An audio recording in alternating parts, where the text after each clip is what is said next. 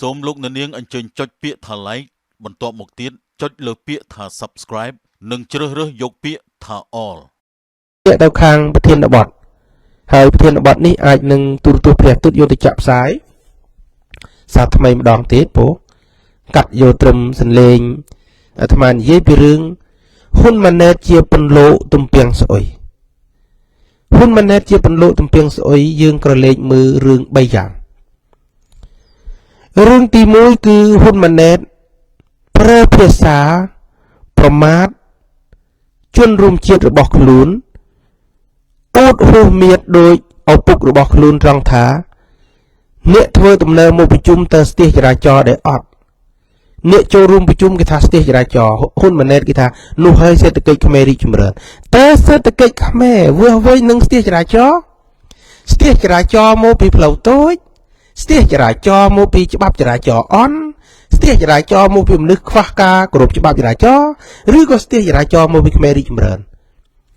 តើភាសាហ៊ុនម៉ាណែតដែលបានលើកឡើងថាស្ទះចរាចរណ៍ដោយសារខ្មែររីកចម្រើននោះសមនឹងហ៊ុនម៉ាណែតត្រូវបានឪពុកដឹកដៃដើខ្ចីលុយគេទៅខ្ចីលុយគេនៅស្រុកចិនចង់បាន 4,000 លានតែបានតែ40 លានខ្មាស់គេទេដឹងភាសានឹងអញ្ចឹងដែលអាត្មាថាហ៊ុនម៉ាណែតជាពន្លកទំពាំងស្អុយដើរតាមឪពុកទី1គឺអិរិយាបថនយោបាយនិងភាសាវោហាសាស្ត្រនយោបាយនិយាយដោយឪពុកហើយវាស្អុយតាំងពីពន្លកទៅហើយអាត្មាប្រៀបធៀបថាហ៊ុនម៉ាណែតជាទំពាំងពន្លកស្អុយជាពន្លកទំពាំងស្អុយគឺដោយមើលអិរិយាបថរបស់គាត់អត់មានគណិតច្នៃប្រឌិតក្រៅពីរឿងឪពុករបស់គាត់ធ្វើគាត់និយាយតាមតាំងពីភាសាឡើងទៅហើយឪពុករបស់ហ៊ុនម៉ាណែតនិយាយថាម៉េចកម្ពុជាខ្លាអាស៊ីកម្ពុជាហងសេដ្ឋកិច្ចអាស៊ីកម្ពុជារីកចម្រើនគ្រប់វិស័យកម្ពុជាអភិវឌ្ឍតាមយុទ្ធសាស្ត្រកណ្ដាប់ដៃដេកចង្ហៀនគីងគក់រហូតទៅឲ្យសេដ្ឋកិច្ចរឿងមមហ៊ុនម៉ាណែតចេញមកនិយាយដូចអញ្ចឹងមានន័យថាតាំងពីហ៊ុនម៉ាណែតចាប់ផ្ដើមទទួលបានការប្រកាសជាបេក្ខភាពអនាគតនាយករដ្ឋមន្ត្រីហ៊ុនម៉ាណែតចាប់ផ្ដើមស្អុយបាត់ហើយស្អុយទី1គឺស្អុយសម្ដីមកអញ្ចឹងអាត្មាអោយឈ្មោះថាហ៊ុនម៉ាណែតជាពន្លកទំពាំងស្អុយសូមញាតិញោមកុំដាក់ក្តីសង្ឃឹមថាហ៊ុនម៉ាណែតនឹងមានការដឹកនាំប្រសើរជាងឪពុកអាចអាក្រក់ជាងឪពុកពីព្រោះមានរឿងពីរត្រូវវិភាគរឿងទី1ហ៊ុនម៉ាណែតរៀនចេញពីប្រទេសសេរីតែគូក្បាលផ្ដាច់ការរឿងទី2គឺហ៊ុនម៉ាណែតមិនមែនមានសមត្ថភាពទៅកាន់តួនាទីកម្ពុជានោះទេគឺឪពុករំលោភបំពានទៅលើឋានានុក្រមអតីតសមមិត្តនៅក្នុងបកផ្លោះកូនខ្លួនឯងផ្លងយកទៅដាក់នៅទូនាទីនាយករដ្ឋមន្ត្រីនឹងឲ្យស្អុយហ្នឹងស្អុយត្រង់ថាហ៊ុនម៉ាណែតគ្មានអាវីដែល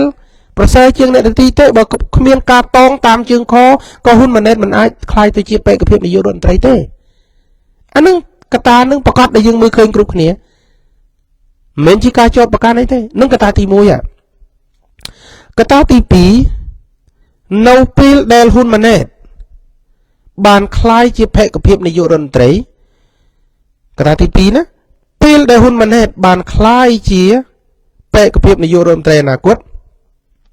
ហ៊ុនម៉ាណែតបានគៀងគោមនុស្សពីមជ្ឈដ្ឋានទី1គឺសិល្បករមជ្ឈដ្ឋានទី2គឺពីបញ្ញវន្តមជ្ឈដ្ឋានទី3គឺពីក្រមនិស្សិតណានពូក្រមអ្នកជំនួញសំទោសបញ្ញវន្តនិស្សិតតែមួយហើយនឹងក្រមអ្នកជំនួញហើយយកក្រមអ្នកជំនួញទាំងអស់ហ្នឹងយកមកធ្វើរឿងខុសឆ្គងទី1គឺក្រុមលេងនវត្រាមនុស្សរបស់ហ៊ុនម៉ាណែតទៅបំផ្លាញព្រីធម្មជាតិព្រីសួនសត្វភ្នំតាម៉ៅក្រុមអ្នកណាធ្វើក្រុមហ៊ុនម៉ាណែតបានទៅធ្វើរឿងទី2អាក្រក់មែនទែនគឺយកតំបន់កោះកុងក្រៅទៅឲ្យក្រុមហ៊ុនឯកជនដែលស្និទ្ធជាមួយនឹងហ៊ុនម៉ាណែតអ្នកធ្វើជំនួញតំបន់កោះកុងក្រៅដែលជាតំបន់រួមគ្នា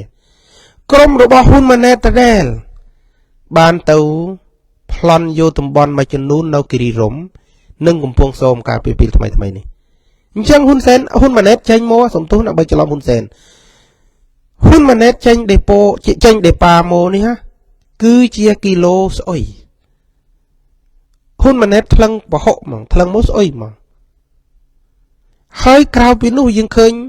ហ៊ុនម៉ាណែតគៀងគោពីខាងសិល្បករមក vô này na là vô kem rạ sấy muốn ôi thưa ổi nhá chỉ nệ chân đình khai cho ổi nhá nấu bị cối hun mà nét cà pía liên lụy của quạ hun mà nét vô này na mô mùi tít cứ priệp sờ vặt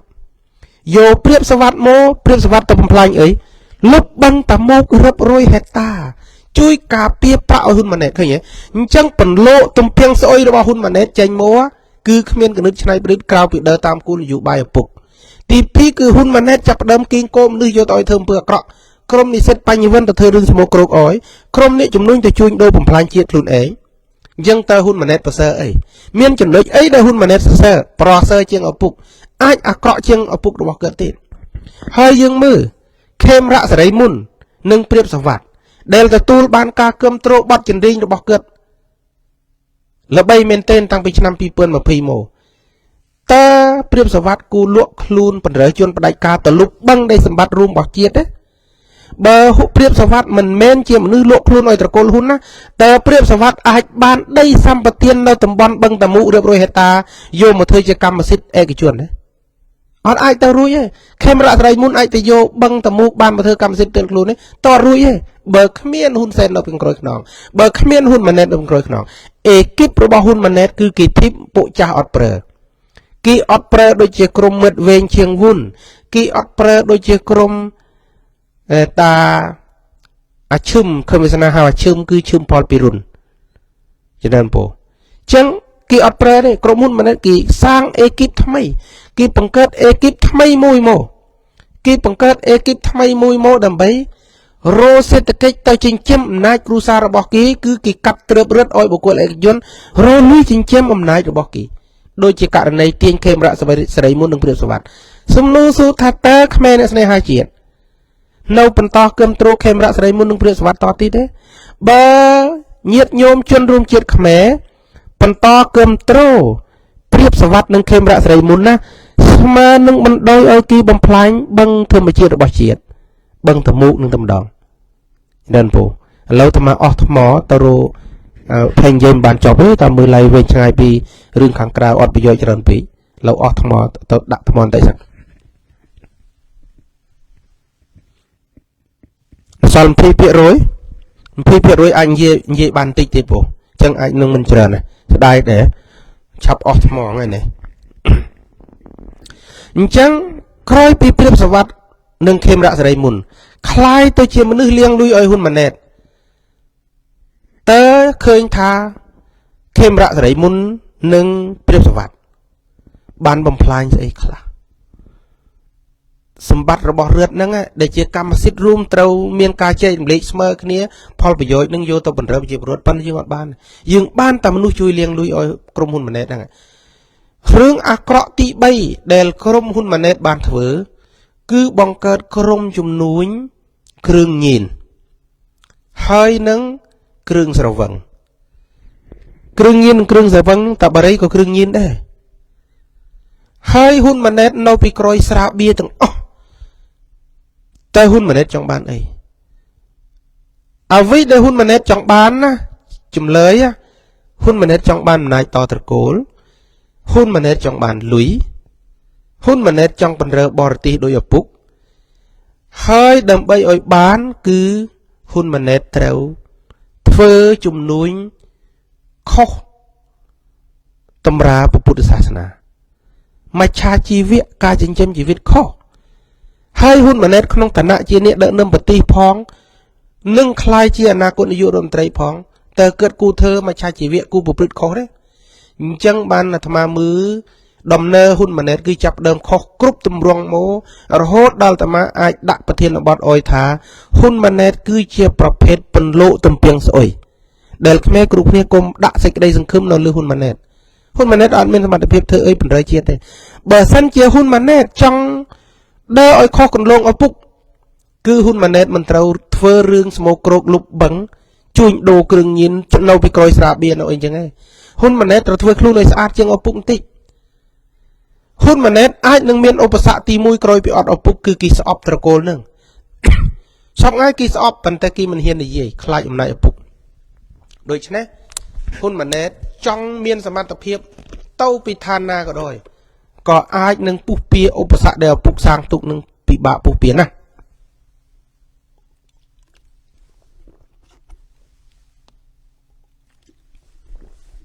សូមទូញាតញោមថ្ងៃនេះមករយៈនេះតារៀងស្អត់កអីដែរតែឆាន់ទឹកឆាន់អីខ្លះណាបង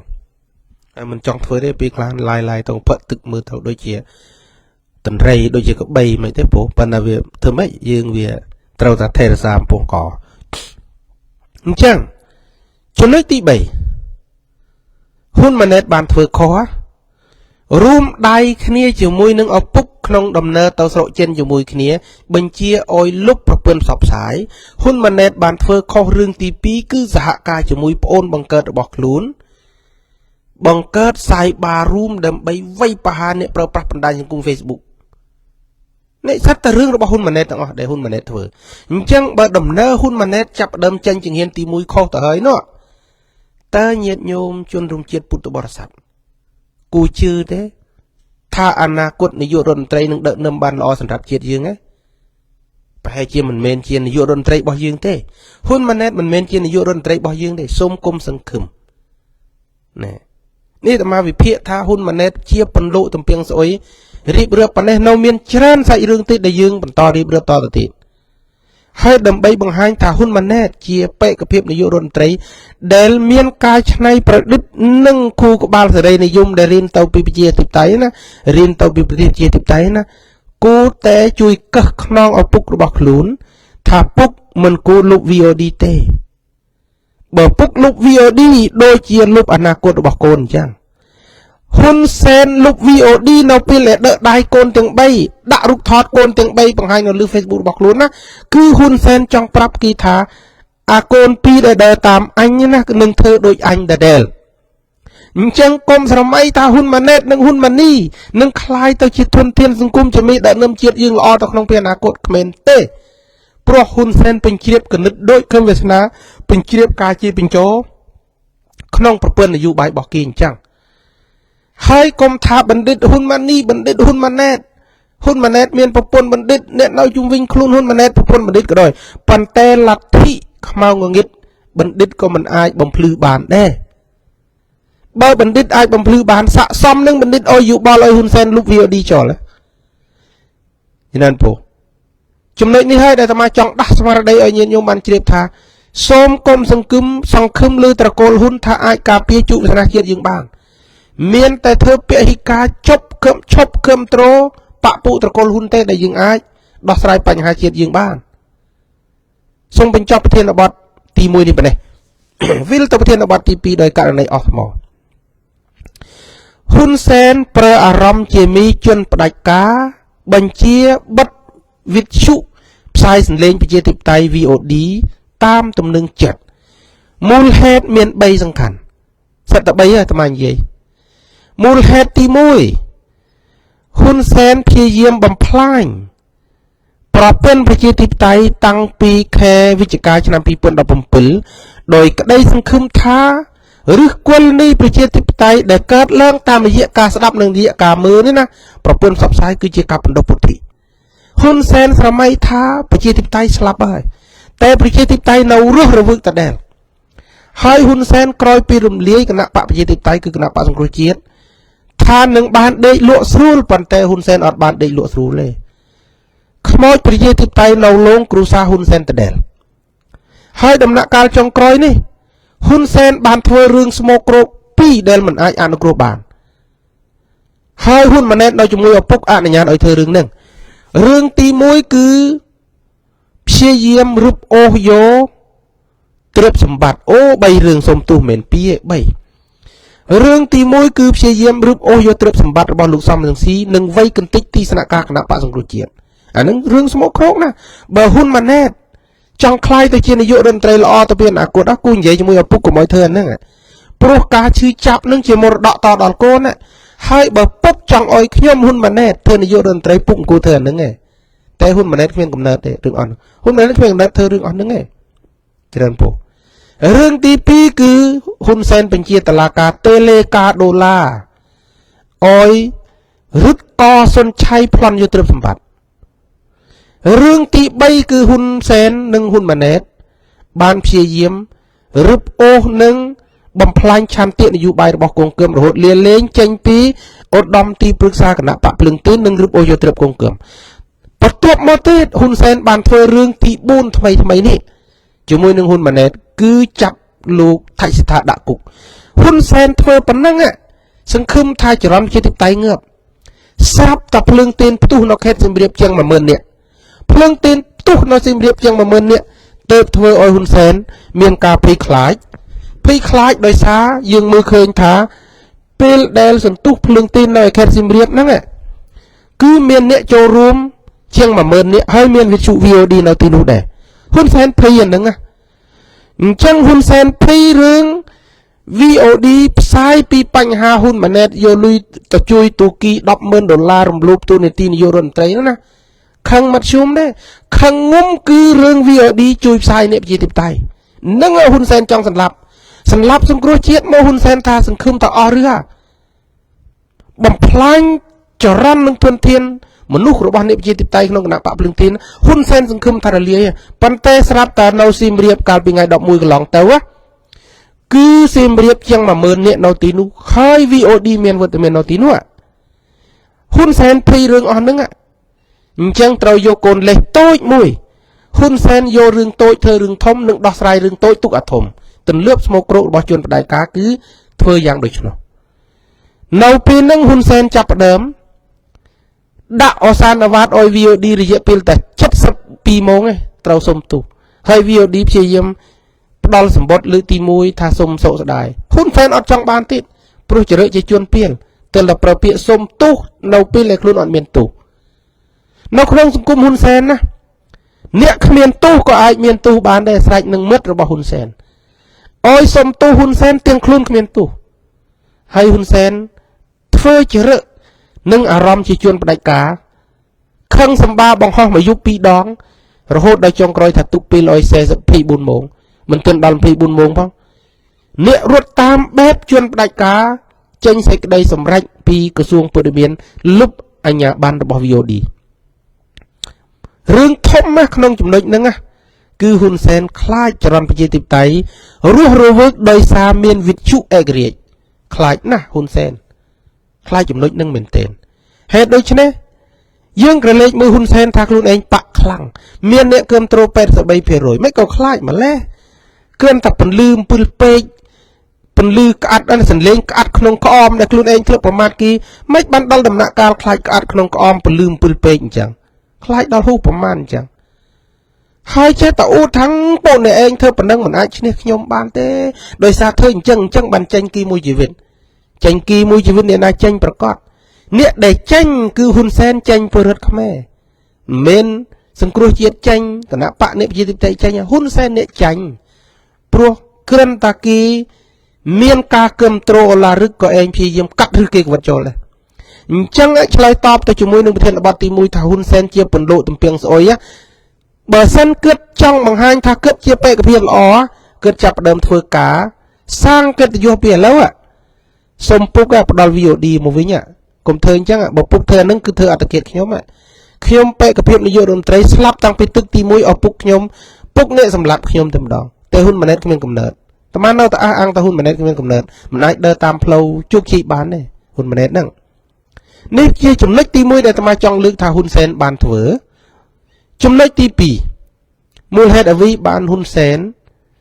លុប VOD ចូលគឺហ៊ុនសែនចង់ត្របកក្បាលអន្តរជាតិដោយមើលឃើញអន្តរជាតិកំពុងជិបរវល់ជាមួយនឹងស្ថានភាពពិភពលោកហ៊ុនសែនធ្វើហ្នឹងចាំមើលថាតើមានទូតណាហ៊ានចេញសេចក្តីថ្លែងការណ៍ឥឡូវទូតពីប្រជាធិបតេយ្យដែលមានវត្តមាននៅក្នុងព្រះរាជាណាចក្រកម្ពុជាត្រូវសម្ដំហ៊ុនសែនព្រោះចង់ថ្នមស្ថានភាពដោយសារបញ្ហាពិភពលោកធំហើយហ៊ុនសែនចង់ឆក់ឱកាសយករឿងហ្នឹងទៅបំផ្លាញប្រជាធិបតេយ្យឲ្យដល់បាតវាអកុសលនៅពេលដែលហ៊ុនសែនឈានដល់ដំណាក់កាលផ្ដាច់ការពិភពលោកមានបញ្ហាយ៉ាងច្រើនដែលត្រូវចូលរួមដោះស្រាយយើងគូសោកស្ដាយមែនទែនដែលពិភពលោកវាមានបញ្ហារួមដែលត្រូវឲ្យមីដឹកនាំពិភពលោកដោយសាររដ្ឋអាមេរិកទៅផ្ដោតអារម្មណ៍សំខាន់ជាងហើយក្រៅពីបញ្ហារុស្ស៊ីនិងយូក្រែនណារឿងសោកនាដកម្មដែលអាត្មារួមរំលែកទុកគឺរំជួយផែនដីងើបដល់ទៅ40000នាក់នៅសេរីនិងទូគីពិភពលោកបោះផ្ដោតអារម្មណ៍ទៅក្នុងទីដែរឥឡូវអញ្ចឹងរឿងហ៊ុនសែនមានឱកាសដើរទៅមុខចំណុចទី ដែលហ៊ុនសែនបញ្ជាបិទ VOD ចូលណាគឺហ៊ុនសែនព្រួយបារម្ភថា VOD នឹងដើរតួនាទីសំខាន់ក្នុងការចូលរួមធ្វើយុទ្ធនាការប្រមូលសន្លឹកឆ្នោតនិងដាស់ស្មារតីប្រមូលសន្លឹកឆ្នោតមិនមែនធ្វើការពង្រើគណៈបកនយោបាយគឺ VOD ជាតំណាងសម្លេងគណៈបកសម្លេងប្រជាធិបតេយ្យដោយសារ VOD ជាតំណាងឲ្យសម្លេងប្រជាធិបតេយ្យហ្នឹងហើយដែលធ្វើឲ្យហ៊ុនសែនភ័យហ៊ុនសែនត្រូវតែលុបរឿងនឹងចូលព្រោះហ៊ុនសែនមើលឃើញថាទោះជាតាមកន្តិចចរន្តប្រជាធិបតេយ្យរយៈពេល5ឆ្នាំនេះហ៊ុនសែនកន្តិចអត់បានទេហើយបំណងរបស់ហ៊ុនសែនចង់ឲ្យគណៈបកភ្លឹងទីនបានត្រឹម5ដណ្ដប់កៅអីទៅ2កៅអីបើគណៈបកភ្លឹងទីនបានដល់30កៅអីគឺហានិភ័យដល់បេក្ខភាពនាយករដ្ឋមន្ត្រីព្រោះគណៈកម្មការនៅសភាអាចដកសេចក្តីទុកចិត្តហើយហ៊ុនសែនអត់ជោគជ័យក្នុងការផ្ទេរអំណាចហេតុដូច្នោះហើយបានហ៊ុនសែនរំលាយ VOD ចោលណាព្រោះ VOD ជាតំណាងសម្លេងប្រជាធិបតេយ្យឯករាជ្យមិនចំណុះឲ្យគណៈបកណានិយាយតែការពិតណោះចំណុចហ្នឹងអញ្ចឹងដើម្បីទាមទារឲ្យមានដំណោះស្រាយសូមរៀនករណី2ដែលយើងយកទៅរៀនហើយចូលរួមរៀននិងចូលរួមករណីទី1គឺករណីភ្នំតាម៉ៅការចូលរួមពីប្រជាពលរដ្ឋគឺការពារភ្នំតាម៉ៅបានករណីទី2គឺវ័យរបងនៅឯខេត្តព្រះសីហនុមានតែការចូលរួមដាក់សម្ពាធពីប្រជាពលរដ្ឋជន់ផ្ដាច់ការគ្មានខ្លាចអ្នកណាទាំងអស់ផ្ទុយទៅវិញគឺខ្លាចពលរដ្ឋបើសន្លេងពលរដ្ឋចូលរួមគ្រប់ទិសទីឥឡូវញាតិញោមទាំងអស់គ្នាជួយអាត្មាគឺជួយធ្វើការទាមទារតាម Facebook គ្រប់គ្នាមើល Facebook អាត្មាឃើញដាក់ថាចូលរួមការពារ VOD យើងត្រូវការ VOD ពីម៉ាត់ហ្នឹងដាក់រូបបេះដូងពើខ្មៅ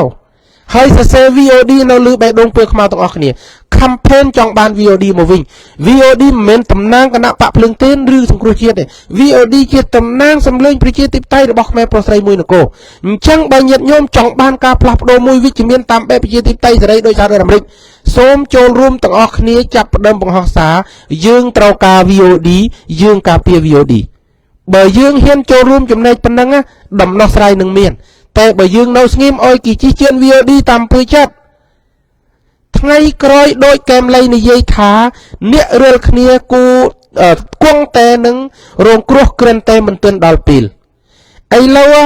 អង្គការផ្សេងៗគេគិតថាគេជាអង្គការអាចរួចខ្លួនហ៊ុនសែនអត់ហ៊ានធ្វើបាបឥឡូវអង្គការសង្គមស៊ីវិលហ៊ុនសែនធ្វើបាបណាមុនគេអង្គការអាមេរិក IRI អង្គការអាមេរិក NDI វិទ្យុរបស់អាស៊ីសេរីទៅពីសហរដ្ឋអាមេរិកហ៊ុនសែនដេញចេញហើយគេនឹកថាដេញអស់ប៉ុណ្ណឹងឯងអង្គការផ្សេងៗសុខចិត្តនៅស្ងៀមឥឡូវធ្លាក់ដល់អង្គការមួយទៀតគឺមជ្ឈមណ្ឌលផ្សព្វផ្សាយឯករាជ្យរបស់កម្ពុជាហៅកាត់ CCIM គឺវិទ្យុ VOD អង្គការ5អង្គការនៅក្នុងស្រុកខ្មែរគង់តែនឹងរងគ្រោះក្រិនតែមិនទាន់ដល់វិញភាសាលោកកែមលីបាននិយាយរួចហើយមានតែសង្គមស៊ីវិលនិងញាតិញោមប្រុសស្រីគ្រប់គ្នារួមចំណែកធ្វើការទាមទារតាមបណ្ដាញសង្គមសូមចាប់ផ្ដើមពីថ្ងៃនេះពីឥឡូវនេះតែម្ដងញាតិញោមនៅក្នុងព្រះរាជាណាចក្រកម្ពុជានិងនៅទូទាំងពិភពលោកសូមមេត្តាអញ្ជើញចូលរួមទាំងអស់គ្នាដើម្បីផលប្រយោជន៍ប្រជាធិបតេយ្យនិងជាតិយើងទាំងអស់គ្នាសម្រាប់ការផ្សាយដោយសារការអស់ថ្មដោយសារការផ្សាយរបស់អាត្មានេះអស់ថ្មទៅហើយសូមអនុញ្ញាតបិទបញ្ចប់ការផ្សាយប៉ុណ្ណេះសូមនមស្ការលានិងចម្រើនពរលាញាតិញោមគ្រប់រូបព្រះត្រីសួស្ដីពរ